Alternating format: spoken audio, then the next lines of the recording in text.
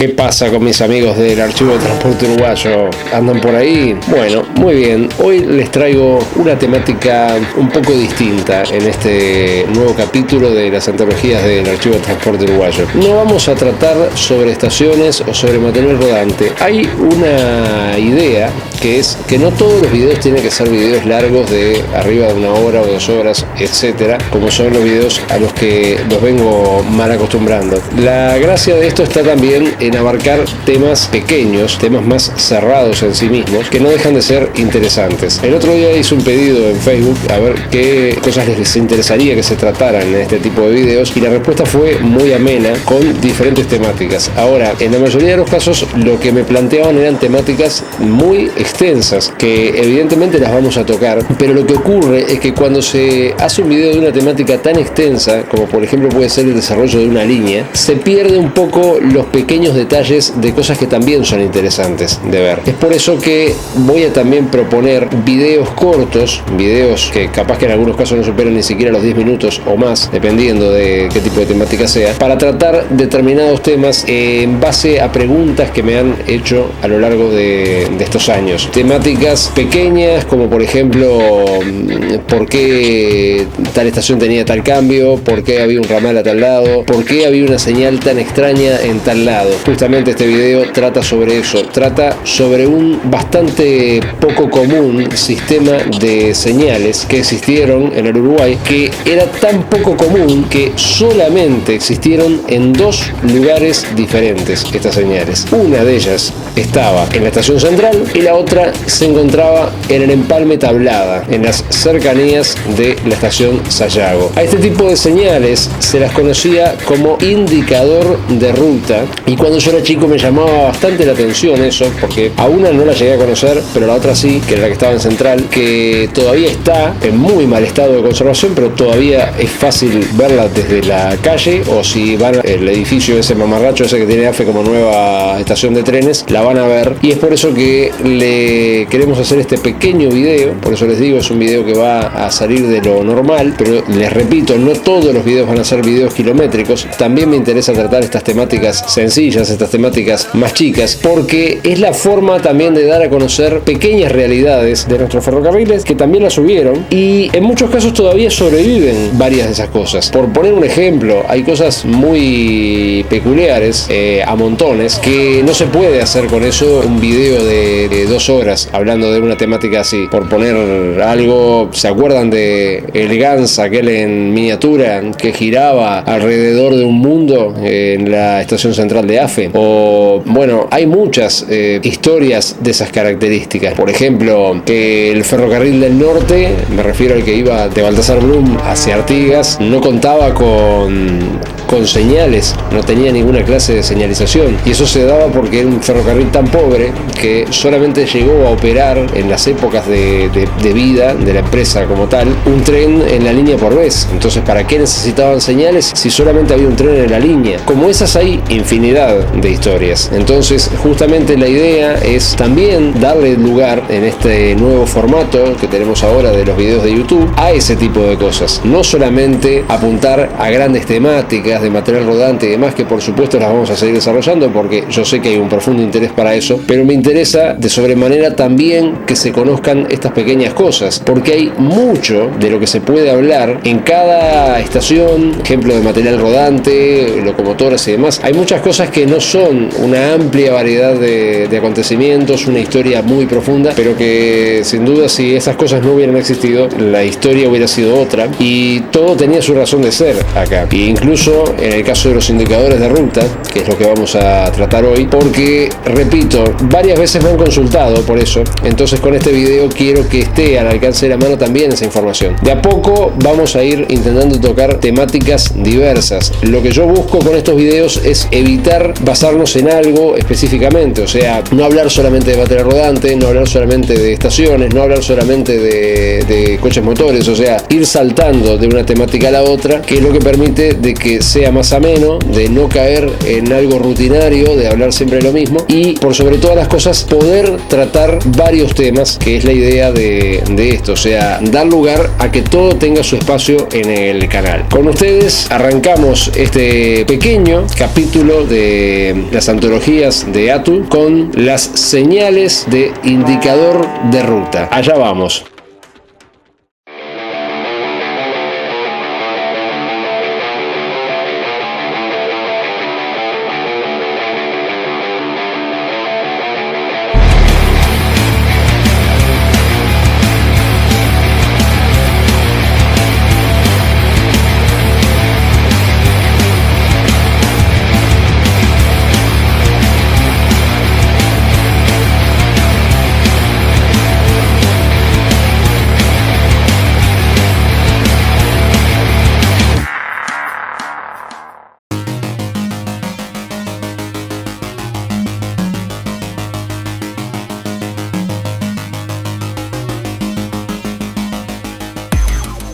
Y para hablar de la temática que vamos a tratar en este video es necesario hacer un pequeño repaso sobre dónde fueron instaladas estas señales que vamos a hablar aquí.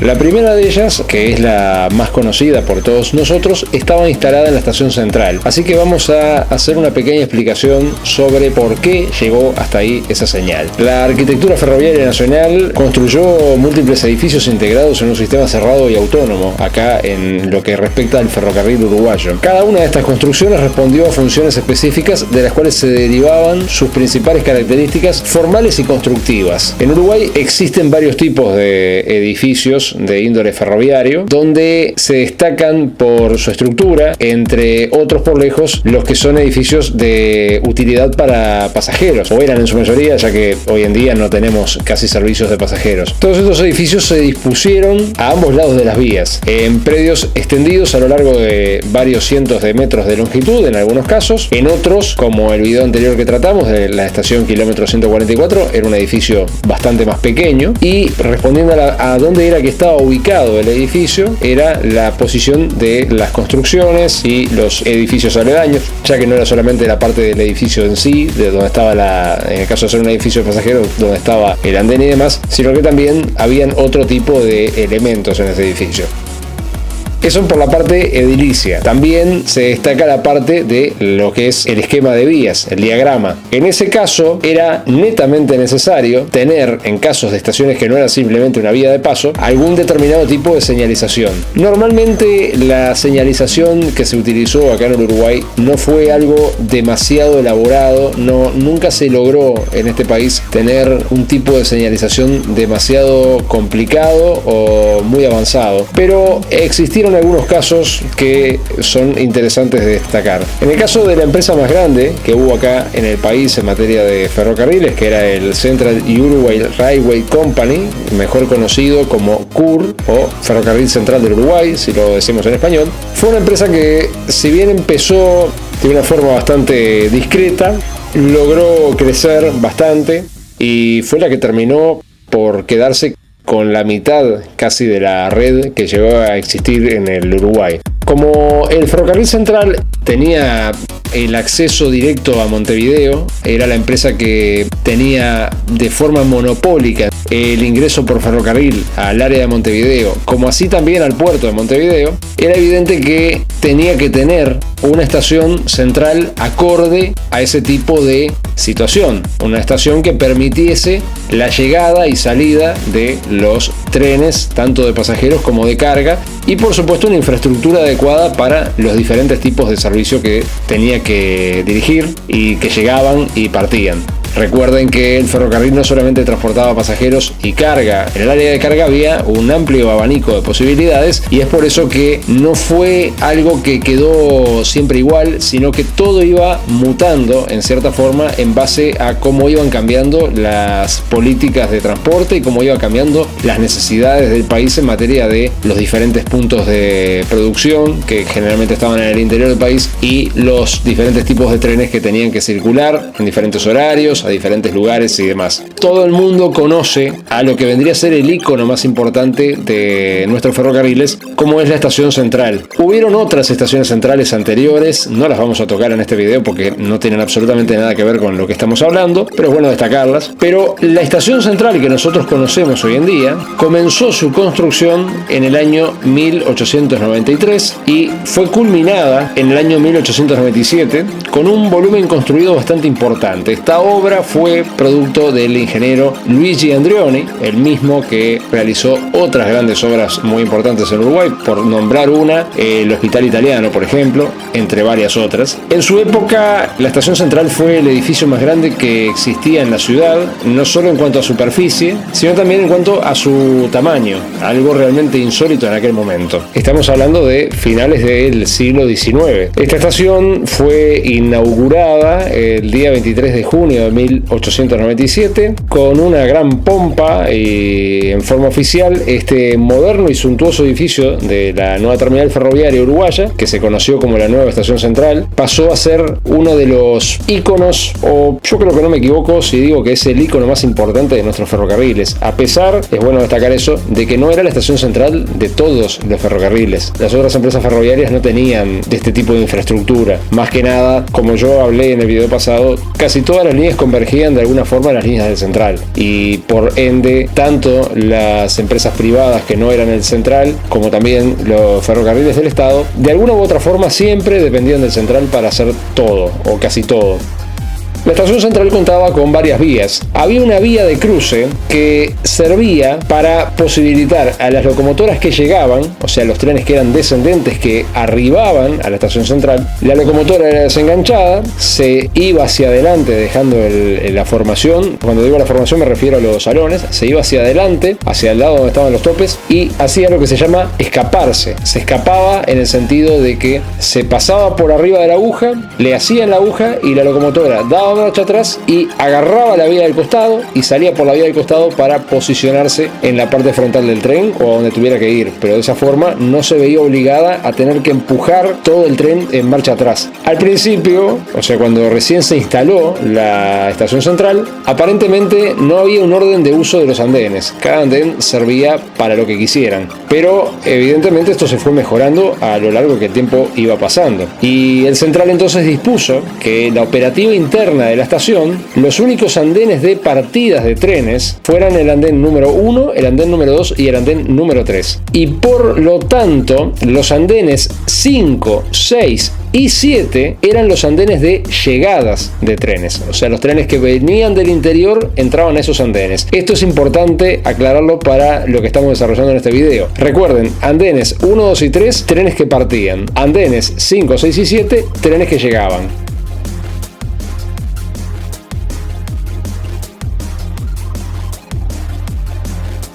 Ese tema de la configuración de los andenes de partidas y los andenes de llegadas, es por esa razón que las dos entradas laterales con las que cuenta la estación central, si nunca se dieron cuenta, tiene dos entradas laterales sobre el medio de las dos naves. Vieron que la estación central tiene dos naves principales, la nave central, que es donde estaban las oficinas, y entre las naves laterales, o sea, las dos naves grandes, que las vías entraban entre medio de esas dos naves, es que se apoya toda la estructura del techo. Bueno, esas dos naves laterales tenían dos entradas, cada una tenía una entrada, y si miran arriba de las entradas, dicen textualmente salidas y llegadas. Salidas sobre la calle Río Negro y del otro lado llegadas. Ahora bien, el ferrocarril central contaba con muchos servicios de lo que se conocían como trenes locales. El área local constituía el tramo entre Montevideo y 25 de agosto. Sin embargo, la gran mayoría de los trenes que se entendían como locales eran los que iban hasta Las Piedras, con unas locomotoras que eran construidas por el fabricante inglés Vulcan Foundry and Company, que tenían un rodado bastante característico. Eran 4-4-4 tanque. Esto significaba que tenían un bogie adelante, dos ejes motrices y un bogie atrás. Por eso eran 4-4-4. Eran dos ejes portantes delanteros, dos ejes tractores al medio y dos ejes portantes traseros. Estas máquinas eran conocidas como clase D y estaban pensadas específicamente para eso, para correr trenes rápidos y en un servicio servicio que no fuera demasiado extenso, aunque también llegaban hasta la localidad de 25 de agosto. Estos trenes locales siempre entraban a la estación central por el andén 6 o el andén 7, o sea, los andenes de llegada. Y esto tenía una lógica razón. Era porque el cambio que tenían esos andenes permitía a la locomotora clase D salir rápidamente de ahí, posicionarse del otro lado del tren y poder emprender rápidamente la salida, ya que lo que se buscaba con este servicio era justamente la velocidad y que la locomotora y su tren llegara y partiera lo más rápido posible. Hay que aclarar que estas locomotoras no se daban vuelta. Las locomotoras clase D estaban pensadas de determinada forma para no tener que darse vuelta. No importaba si iba la caldera hacia adelante o iba la carbonera hacia adelante. Estaban diseñadas de tal forma que cuando se empezaba a agotar la reserva de combustible o la reserva de agua, las máquinas estaban niveladas de tal manera de que eso no les generaba un cambio demasiado drástico en el funcionamiento. En una locomotora de vapor estándar varía el funcionamiento de la máquina cuando el tender va siendo más liviano a medida que se van consumiendo sus recursos, o sea, el agua y el combustible. Es por eso que en épocas del central, por lo menos, no se permitía que las locomotoras de vapor circulasen demasiado tiempo marcha atrás. No solamente por eso, sino que la visual en una máquina de vapor de estándar era mala, muy mala. Pero las D no tenían ese problema. No importaba para qué lado se viera, tenían siempre una excelente visual. Más si venían en reversa, porque atrás lo único que tenían era la carbonera y como no la llevaban en otro vehículo atrás de la locomotora, no tenían ese problema de visual. Hacia adelante lo que tenían era la caldera, pero tampoco eran máquinas tan largas como para dificultar demasiado la visual hacia adelante. O sea, más o menos se tenía la misma visual con una D que con cualquier otra máquina. Puede ser una N, una NS, etc. Esto era importante porque ya les digo, las D eran las que cumplían estos servicios locales. El andén número 1, como ya dije, era de salida de trenes de larga distancia. Y siempre habían en esas vías una buena cantidad de encomiendas depositadas sobre él, ya que este andén era utilizado para la recepción y despacho de encomiendas. Es por eso que durante la mayor parte del tiempo la vía 1 estaba llena de vagones, que se los conocía como adicionales y furgones, que estaban siendo cargados. Y el andén estaba lleno de cajas, bolsas, colchones y otro tipo de encomiendas, o sea, según lo que se tuviera que llevar. Aún así, siempre hay excepciones a la regla, claro está. Y incluso en épocas del central se llegó a apreciar algún tren tirado por locomotoras clase D, o sea, las máquinas del servicio local, saliendo del andén 1. Mucho más adelante en el tiempo, el famoso servicio Águila Blanca, con los coches motores Blitz 60 número 120 y 122, a Las Piedras, o sea, los trenes rápidos de Las Piedras, que de alguna forma vendrían a eclipsar lo que fue en épocas del central el servicio de trenes locales. También en algunos casos salían del andén número 1, pero acá la historia era otra. Esto ya no era la época de los ingleses, esto fue en el año 75, o sea, ya unos cuantos años después de creada AFE. Como ya les dije, la estación central fue algo que sufrió muchos cambios a lo largo de su historia. No siempre se mantuvo igual. Pero un tema muy importante fue cómo fue cambiando el trazado de la estación, o sea, del diagrama de vías interno de la playa de maniobras de la estación central. Sufrió un sinfín de modificaciones. No solamente la parte de las vías, sino también la parte de edilicia. O sea, el edificio en sí, a lo largo de sus años, sufrió muchas modificaciones internas, la estructura en sí. En el caso de la playa de maniobras en particular, de origen, la operativa de la misma, o sea, lo que era toda el área del trabajo de maniobras, que era constante, la estación central trabajaba las 24 horas del día, para poder controlar más o menos dentro de ciertas posibilidades de aquellos primeros años, había una pequeñísima casilla de señales, muy, pero muy insignificante, parecía una garita de guardia de seguridad. Bueno, eso fue la primera casilla de señales de central. Esta lo que hacía era simplemente operar unas pocas señales que eran mecánicas, que fueron las primeras señales mecánicas que tuvo la estación central. El resto de los cambios y señales se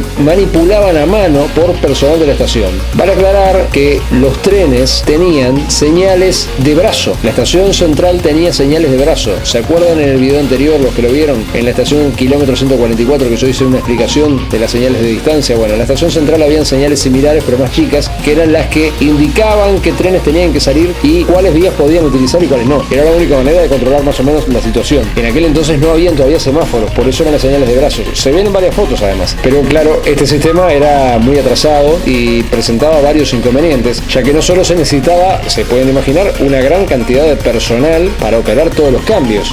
No era que había una locomotora maniobrando, habían varias locomotoras maniobrando y habían trenes entrando y trenes saliendo y locomotoras que tenían que maniobrar para ponerse a la cabeza del tren, como eran las D y demás. O sea, era un caos, realmente era un caos si se mantenía de esa forma de trabajo. Se pueden imaginar quién tomaba las decisiones de qué cosa iba a salir. Bueno, eso era uno de los principales problemas, pero había otro, que era la lentitud con la que se realizaba todo esto, ¿no? Porque había que ir caminando hasta cada una de las agujas o de las señales para poder moverla. Y esto lo que hacía, además de la lentitud, era elevar las posibilidades de cometer un accidente o de hacer un descarrilo por un cambio que había quedado mal armado, etcétera, en caso de que el operario se equivocara. Supongan que bajaban la marmita del cambio, el cambio no cerraba bien y cuando venía la máquina no entraba por la aguja como debería entrar y se tenía ahí un problema. También, como ya les dije, la configuración de las vías de la playa de maniobras en aquel entonces era bastante diferente a lo que se conoció posteriormente o lo que conocimos todos nosotros cuando empezamos a utilizar trenes que salían de la estación central. Había una primitiva mesa giratoria, que no es la mesa que estuvo después, que estaba ubicada en otro lugar totalmente distinto a donde estaba ubicada la otra mesa, o sea, la mesa que todos conocimos de la estación central, y habían junto a ella, ahí donde estaba la giratoria original, había un tanque de agua con unas cigüeñas para darle agua a las locomotoras. A finales de la década del 10 y coincidiendo con el cambio de la casilla de señales, la mesa giratoria fue también cambiada de lugar, ubicándola en una zona más cercana al edificio de la estación. Pero no nos adelantemos en el tiempo. Tenemos que ir al año 1906 ahora, ya que ese año se buscó una mejora significativa en la operativa de la playa de maniobra de Central, o sea, la empresa era consciente de que eso así no estaba funcionando como estaba planteado, y lo primero que se hizo, y era obvio, fue sustituir la casilla de señales original por una nueva estructura mucho más importante, la que estaba construida siguiendo bien el estilo arquitectónico inglés de este tipo de estructura. Parecía como una casita, era un edificio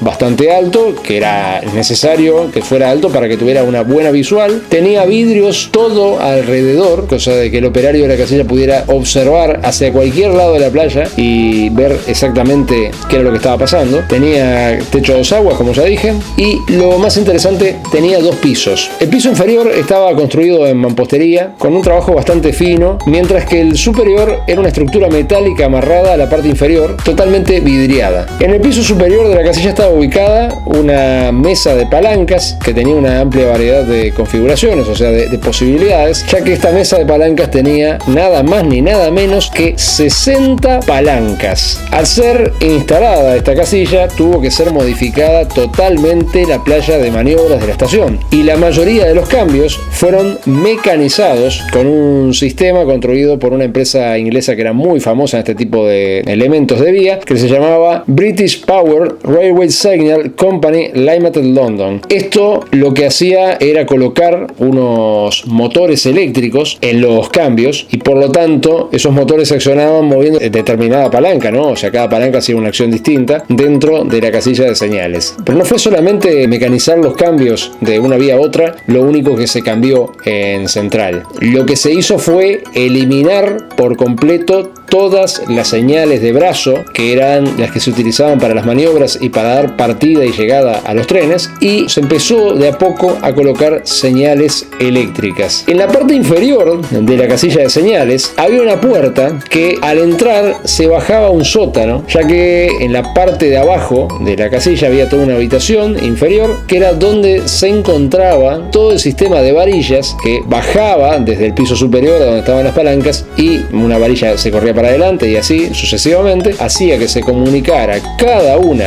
de las señales con cada uno de los cambios. Y el andén 2 y el andén 3 contaban con un puente de señales y una señal de plataforma que indicaba a los trenes que estaban en el andén esperando para salir si podían salir o no de la estación. Este sistema era movido de forma mecánica por medio de cables de acero tensados al máximo que permitían hacer las señales desde la casilla. Tuvieron que pasar algunos cuantos años. Estamos hablando que el tema de los cambios cambios mecánicos, o sea, con motores eléctricos, fue empezado a implementar en el año 1906. Pero no fue hasta el año 1931 que se comenzó a electrificar lo que era la parte de señalización de la estación central. Uno de los cambios más significativos fue justamente eso, o sea, eliminar ese sistema de puentes de señales que estaban ubicados en los andenes y que permitían la salida de los trenes, pasando todo eso a un sistema eléctrico muchísimo más moderno. No fue solamente en central esto, la electrificación de la parte de señalización se dio en una gran parte de la red. Sin embargo, las señales de avanzada siguieron casi toda su vida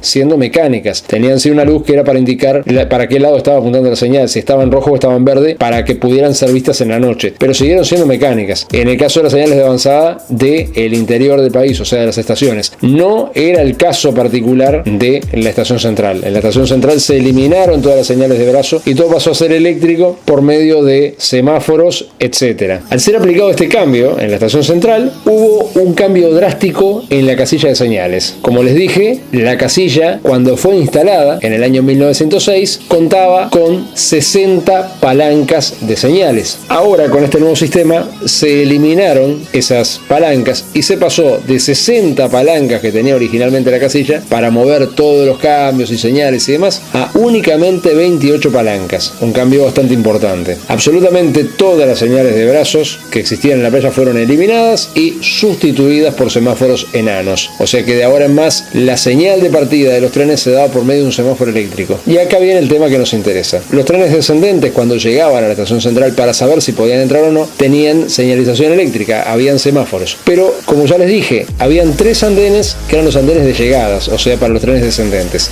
que les recuerdo cuáles eran. Eran el 5, el 6 y el 7. Para indicarle al maquinista a qué andén iba cada uno de los trenes, supongamos que usted es el maquinista, viene con la locomotora de vapor y se asoma y se fija a qué andén va a ir. En aquella época no habían equipos de radio, ni habían pantallas de LED, ni nada de eso. ¿Cómo se indicaba esto? Muy sencillo, con una señal que se conocía bajo el nombre de indicador de ruta. El indicador de ruta era una señal bastante sencilla. Era una caja de metal que estaba colocada en la parte baja de un semáforo. Si el semáforo habilitaba, o sea, si el semáforo estaba con la luz verde para que el tren pudiera acercarse a los andenes, esa señal de ruta contaba en la parte interna con un sistema muy peculiar. Era como que fuera una pantalla constituida por lamparitas. Entonces, lo que hacía era formar con determinada secuencia un número prendiendo o apagando algunas de esas lámparas. Solamente podía formar 3 números. Podía formar el número 5, podía formar el número 6 o podía formar el número 7. La idea de esta señal era indicarle al operario de la locomotora o al foguista a dónde era que iba a entrar la locomotora. Si en la señal de ruta aparecía un número 5, era evidente que iba a ir al andén número 5. Si aparecía un 6, andén 6. Y se aparecía un 7 al andén 7, o sea, los 3 andenes de llegada de los trenes. Esta señal, por lo tanto, estaba apuntando de espaldas a la estación central, porque eran los trenes que entraban los que la tenían que ver. Ya que les cuento de esta señal, les voy a contar otro detalle que, si bien no tenía que ver específicamente con ella, es bueno destacarlo, que estaba también en la estación central. Repito, esto no tenía que ver con las señales del indicador de ruta, pero eran otras señales que se conocían como indicadores de salida. Se trataba de unos letreros grandes de color blanco con unas letras negras que expresaban 1, S, 2, los que estaban ubicados en las plataformas 5 y 6, agarrados a ambos lados de la última columna de los techos a 2 aguas que cubrían los andenes exteriores de la playa de maniobras. Estos indicadores de salida, lo que le indicaban a los maquinistas eran las 2 posibles alternativas de salida de la estación hacia la vía principal. Estas podían ser únicamente la vía 1 o la vía 2. Por eso, según lo que se prendiera, era para dónde era que iba el tren, o sea, para qué vía iba a salir el tren. En cierta forma cumplían la misma función del indicador de ruta, pero a la inversa. Por eso es bueno destacarlo acá. El indicador de ruta lo que hacía era indicarle a los trenes que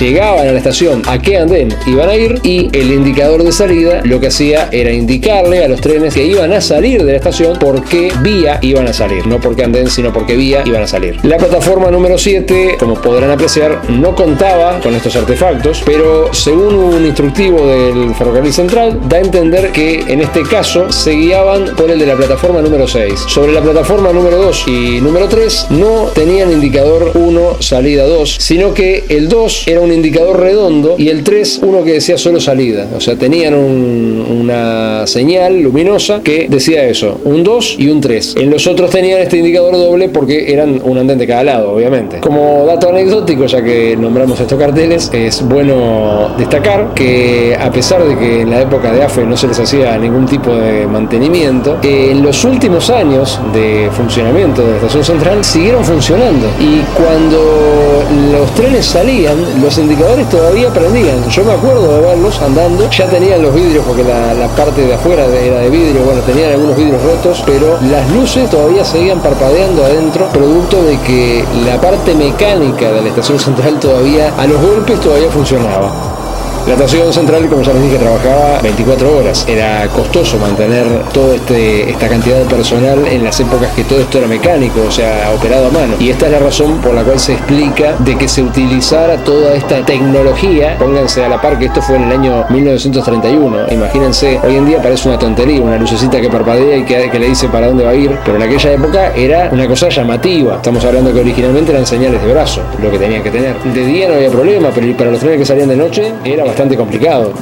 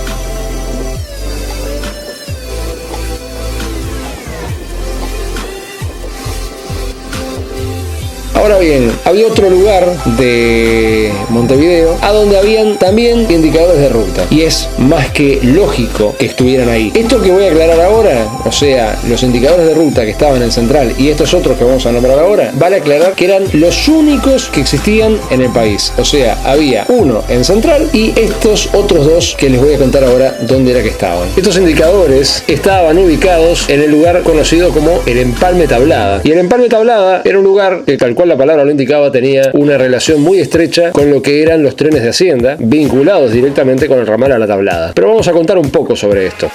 Por casi 20 años la descarga de los trenes de Hacienda se había llevado a cabo originalmente en unos corrales que se llamaban Corrales Independencia. Sin embargo, el sistema utilizado aquí no era muy diferente, partiendo de la base de que el ganado llegaba y tenía que irse rápidamente hasta el primitivo local de la Tablada, donde era adquirido por los saladeros y frigoríficos. O sea, vamos a aclarar, el ganado venía vivo, llegaba vivo desde el interior del país, se cargaba en los trenes por medio de un sistema que se formaba un túnel entre los vagones. Entonces se empezaban a cargar desde el último vagón y el ganado caminaba hasta el primer vagón, que era el que estaba contra la locomotora, y así hasta llenar todo el tren. Cuando se llenaba todo el tren, se cerraban unas puertas trampa que estaban en las puntas, o sea, en las cabeceras de los vagones, y ahí se transfería el ganado en dirección a Montevideo. Cuando llegaba a los Corrales Independencia, el ganado era bajado y se lo llevaba hasta el local primitivo de la Tablada, donde ahí se vendía. Y lo llevaban vivo hasta el matadero, o sea, tenían que ir caminando hasta el lugar donde iba a ser faenado. Esto era un sistema un poco atrasado, porque cuando empezó a aumentar la demanda, esto ya no servía, o por lo menos la ubicación donde se realizaba esto. Es por eso que, pensando en un mejoramiento total del sistema, entre 1914 y 1916 fue construida la Tablada Nacional, que la hizo el Estado, la cual había sido diagramada por el en ese entonces Ministerio de Obras Públicas, o sea, el MOP, lo que hoy en día es el MTOP, quien realizó un acuerdo para construir la vía férrea de acceso desde las inmediaciones de la estación Sayago, donde la vía era propiedad del Ferrocarril Central, quien construyó la línea. O sea, aclaro, la línea de la Tablada fue adjudicada por el Ministerio de Obras Públicas, pero el que la construyó fue el Ferrocarril Central. O sea, el trabajo lo hizo el Central y se le pagó al Central por ese trabajo. Esto se debió a que, si vamos al caso, el Central era uno de los principales interesados en que existiera todo esto, porque era evidentemente uno de los que más transportaba Hacienda a lo largo de toda su red. Al estar conectado el ramal a la Tablada con la línea del Central, o sea, la línea que iba a Rivera, el Central era el único que podía usufructuar estas instalaciones. Entonces se hizo otro acuerdo y el ramal a la Tablada fue alquilado al Ferrocarril Central cuando fue terminado en 1917, luego de algunos problemas al finalizar la construcción de la misma, valga la redundancia. De igual manera, el ramal, si bien era operado por el Ferrocarril Central, el mismo era propiedad, como ya dije, del Ministerio de Obras Públicas, y en el lugar donde terminaba el ramal a la Tablada se construyó una pequeña estación para uso del ferrocarril, construida de chapa de zinc y techo a dos aguas con andén de hormigón, la cual evidentemente fue llamada la estación Tablada. Toda esta zona estaba compuesta por corrales para el ganado. La playa de maniobras y demás fue conocida de aquí en más como la Tablada Nacional. El ganado llegaba a este punto de dos formas, no solamente por ferrocarril, sino que también venía caminando, siendo arreado desde otros lados. Acá, al llegar a la Tablada, se lo pesaba con unas balanzas enormes que eran techadas, se lo examinaba minuciosamente y finalmente se lo compraba o se lo vendía. Era un mercado. A su vez, en el empalme de la nueva vía a la Tablada, con la línea central a Rivera, se construyó en el kilómetro 9,523 lo que se llamó el empalme Tablada. El empalme Tablada era una pequeña playa de 3 vías paralelas que estaba construida para poder realizar aquí cruces de trenes o realizar maniobras con los trenes que tenían que ingresar al ramal La Tablada. En realidad servía para lo que fuera, o sea, era una playa de maniobras de pequeña escala, muy larga, eso sí, porque los trenes de Hacienda eran trenes largos, y que permitía una mayor flexibilidad al momento de operar todo lo que eran trenes de Hacienda. Tengan en cuenta que los trenes de Hacienda era lo que más se transportaba en el país, eran sumamente importantes, más importantes que cualquier otra cosa, y por eso toda esta dedicada infraestructura a este tipo de transporte. Este empalme se utilizaba también a modo de hacer esperar los trenes que llegaban y que tenían que esperar que por ahí, si venía otro tren del ramal a la Tablada, saliera para poder ingresar este. El ramal a la Tablada era vía única, por lo tanto había toda una operativa muy importante y por eso era necesario todo esto. Pero además hay que tener en cuenta que estaban los trenes que venían del lado de Montevideo y los trenes que venían del lado de Rivera, o sea, los trenes ascendentes y los trenes descendentes. En este punto había mucho movimiento, entonces era necesario evidentemente tener ahí una playa de maniobras que permitiese todo este movimiento poder evacuarlo, o sea, tener un margen de maniobra para poder, si venía un tren de afuera, que esperar ahí a bien a que pasara otro tren, o bien a entrar a la Tablada, o bien a que saliera un tren que venía a la Tablada, o bien que dejara bajar otro tren que venía más rápido que él. Había muchas posibilidades y por eso era necesario el empalme. Pero no solo eso, este empalme Tablada, para poder manipular los 6 cambios con los que contaba y a su vez accionar las barreras de los 2 pasos a nivel, uno ubicado en la calle Santos, en uno de los extremos, y el otro ubicado en la calle Edison, en el otro extremo, o sea, entre estas 2 calles era que se discurría el empalme Tablada, contaba entonces en la esquina que estaba sobre Camino Santos con lo que en los diagramas figura como una cabina de señales. Estaba ubicada casi en el cruce de la vía con Camino Santos.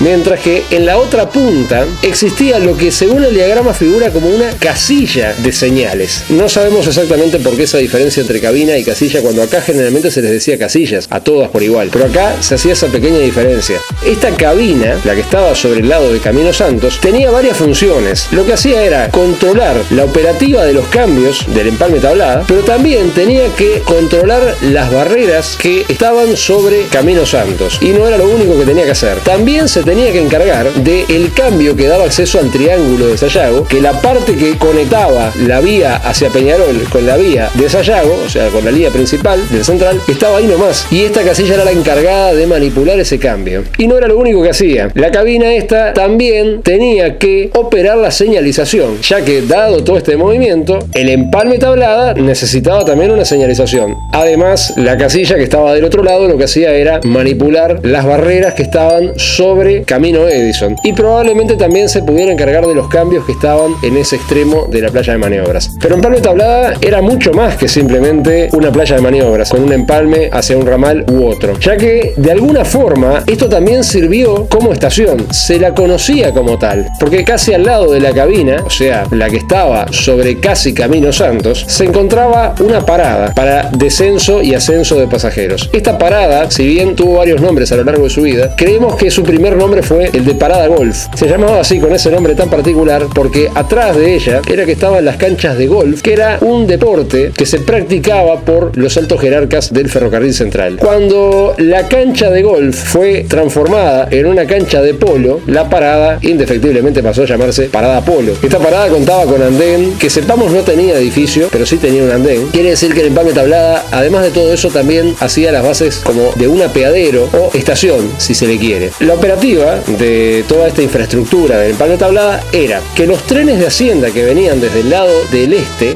o sea del lado de Peñarol, tenían que tomar la curva del Triángulo hacia Empalme Tablada, donde sobre el empalme debían hacer las maniobras necesarias para que la locomotora pudiera escaparse del frente del tren. Hay que tener en cuenta que cuando la locomotora entraba por el Triángulo quedaba apuntando hacia el lado de Rivera, pero el Empalme Tablada se abría hacia el otro lado, entonces la máquina tenía que salir de una punta y colocarse en la otra punta del tren, por eso era necesario toda la infraestructura en el Empalme Tablada, y así, luego de estar al frente del tren, poder ingresar al ramal a la Tablada propiamente dicho. Eso era en el caso de los trenes que venían del lado de Peñarol. Tengan en cuenta que la hacienda llegaba desde todos puntos del país y toda la hacienda iba a parar a la Tablada. Imagínense el desbarajuste que era ese lugar en las épocas cuando venía mucho ganado desde varios puntos del interior. Era un lugar que evidentemente no tenía descanso. Ahora bien, cuando los trenes venían desde el lado de Rivera o de otras líneas que estuvieran sobre la línea Rivera, o sea, puede ser de las líneas al oeste, o sea, las líneas a Colonia, podían ser kilómetro 329 y demás, etcétera, o sea, de las líneas del litoral, porque todo convergía acá en Montevideo. Ahí la cosa era más simple, porque los trenes eran descendentes, venían sobre la línea Rivera y la locomotora venía al frente de la formación y entraban directamente a los cambios de Empalme Tablada y directamente ingresaban a el ramal a la Tablada. No tenían necesidad de maniobrar salvo que pasara algo, pero normalmente el tren podía entrar directo cuando le daban la señal y se mandaba para dentro del Empalme Tablada. O sea que era más sencillo ese tipo de operativa. Con toda esta infraestructura concentrada en un espacio tan pequeño y todo lo que debía operar y controlar la cabina y la casilla de señales, era necesario contar también con una señalización adecuada,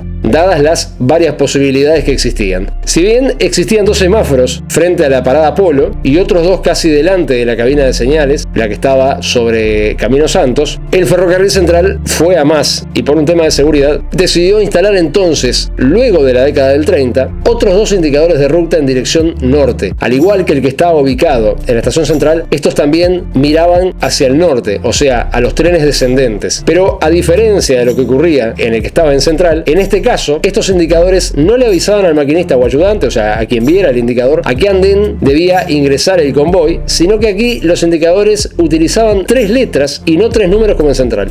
Recuerden que en central indicaban a qué andén de los andenes de llegada, 5, 6 y 7, era que ingresaba el tren. Acá no, porque acá no eran andenes lo que estaban indicando. Acá eran a la vía que iba a ir el tren lo que estaban indicando. En el caso de central, como ya dije, era un indicador solo. Acá, en el caso de Empalme Tablada, eran 2 indicadores. Y lo que formaban cada uno de ellos era una letra que podía ser S, T o P. Aunque el sistema era el mismo que se encontraba en la estación central, que era un panel de luces y se encendían las mismas en secuencia, formando así alguna de las 3 letras en este caso. En el caso de central eran números. Por ejemplo, si el indicador marcaba la letra S, le estaba avisando al tren, que era descendente, que las agujas del Empalme Tablada estaban configuradas para enviar al tren a dirección Sayago, por eso la letra S. Si la letra que indicaban los indicadores de ruta era la letra T, le avisaban al tren que la configuración de los cambios estaba realizada para ingresar al ramal a la Tablada, por eso la letra T, Tablada. Y como se pueden imaginar, la última letra, la letra P, significaba que el tren que venía tenía los cambios configurados para seguir de largo, cruzar Camino Santos, pero en lugar de seguir derecho como en dirección a central, pasando por la estación Sayago, estaba hecha la aguja para entrar por el Triángulo y empalmar directamente desde la línea Rivera a la línea a Peñarol, por eso la letra P. ¿Ven cuál era la función de los indicadores? Era muy importante porque era lo que le indicaba al tren en qué posición estaban configurados los cambios. Habían 3 posibilidades distintas en un lugar tan pequeño. Estos indicadores solo estaban ubicados en la vía 2 y en la vía 3, mientras que en la vía 1, o sea la línea principal, lo que había era una señal de 3 posiciones para Sayago y una de 2 posiciones para entrar al Triángulo. Esto quiere decir que se podía así utilizar los indicadores de ruta para saber si estaba todo en orden, o sea, para saber en qué dirección era el tren, pero si el tren venía por la línea principal, los indicadores no servían. Los indicadores estaban solamente para los trenes que entraban por vía 2 o vía 3 de la playa de maniobras de Empalme Tablada. Si el tren venía por vía 1, tenía que hacerle caso a los semáforos y no a los indicadores de ruta. Esto es muy importante tenerlo en cuenta porque cada señal gobernaba una de las vías. Lamentablemente se desconoce hasta cuándo fueron operativos tenemos estos indicadores de ruta de la playa de Empalme Tablada. Hay una foto de los años 70 de un coche motor Gans 38, el número 254, que se había averiado y lo habían mandado a la vía del Empalme Tablada para que dejara la línea principal libre para los trenes que se iban pasando, y se llega a ver uno de los indicadores. No se sabe si en esa época todavía estaban operativos. El ramal a la Tablada funcionó hasta 1987. Después siguieron corriendo trenes de Hacienda, pero ya eran trenes que iban directamente a Puerto de Montevideo. Se puede entender de que los indicadores de ruta se siguieron utilizando hasta esa época en el Empalme Tablada, pero no tenemos seguridad. En el año 2006 se incendió la casilla de Empalme Tablada, la incendiaron, ¿va? La casilla de Empalme Tablada. Esta casilla hasta los años 90 se mantenía operativa. Al dejar de lado la operativa de los trenes de Hacienda, al ya no requerirse la playa de maniobras de Empalme Tablada, que quedó abandonada, existe hasta hoy en día, pero está toda abandonada, la vía 2 y la vía 3 están tapadas y demás, no tenía sentido.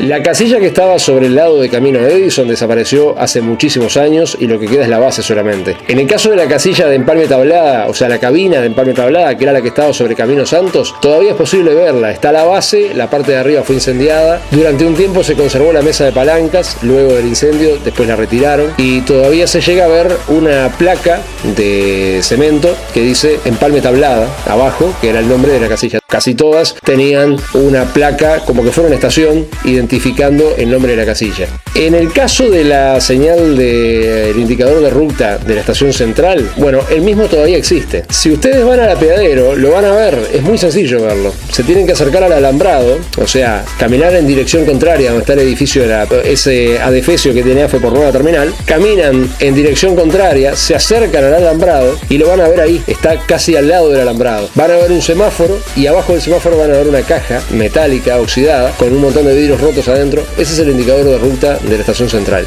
No les sabría decir hasta cuándo funcionó tampoco. Por lo que pude averiguar, parece que hasta que se cerró la estación central andaba, o por lo menos hasta los años 90 andaba, pero no les sabría decir exactamente hasta cuándo se operó oficialmente, porque los indicadores de salida hasta los años 90 se encontraban operativos también. Yo me acuerdo de ir a la estación central y verlos parpadear cuando los trenes salían, se veía la luz del destello y en el caso de las otras dos vías que tenían indicadores de salida, se veía la lámpara prendiendo y apagando. Están todavía ahí con los vidrios rotos, pero bueno, siguen estando ahí. Son cosas que quedaron en el pasado, obviamente, porque hoy en día con los equipos de radio y eso no tiene sentido todo este tipo de señalización. Se pueden imaginar, hoy en día con los GPS y todo, se controla todo con GPS, pero no deja de ser algo sumamente interesante y por eso nos hubiera gustado tener algo más para mostrar de ellos, como algún video de ellos operativos y demás, pero bueno, estamos pidiendo demasiado. Este tipo de cosas eran señales comunes y corrientes y nadie le daba pelota. Nos pareció interesante hacer un video de ellas porque era una cosa bastante atípica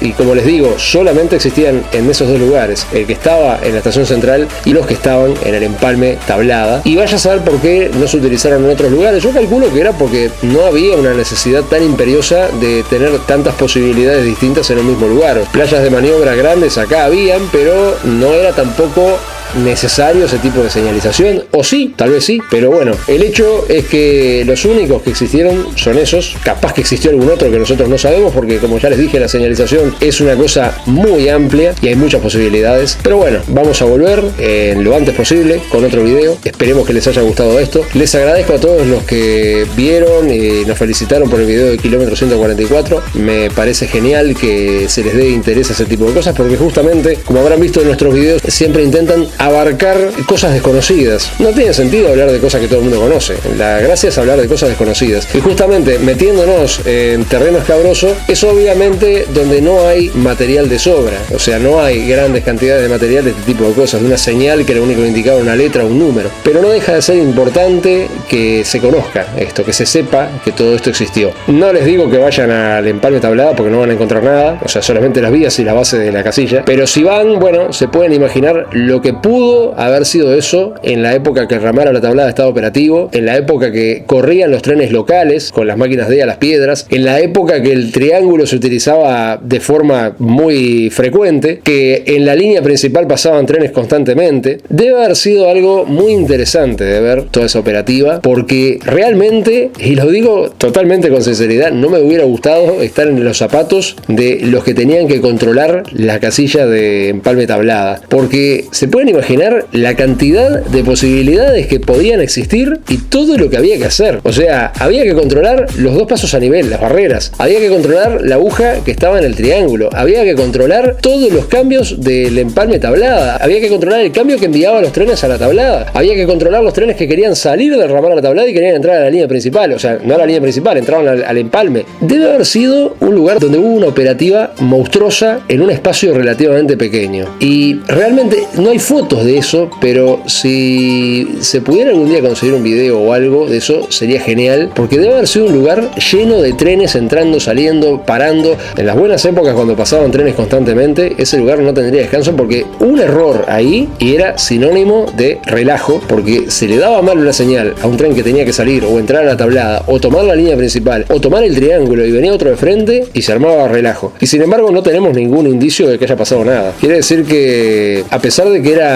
una señalización sencilla y elemental, era eficiente. Sin duda que era eficiente, porque que yo sepa nunca hubo ningún desastre en esa zona. Capaz que sí. Por eso nos pareció interesante destacarlo en este video. Quedamos así y será hasta el próximo video. Muchas gracias.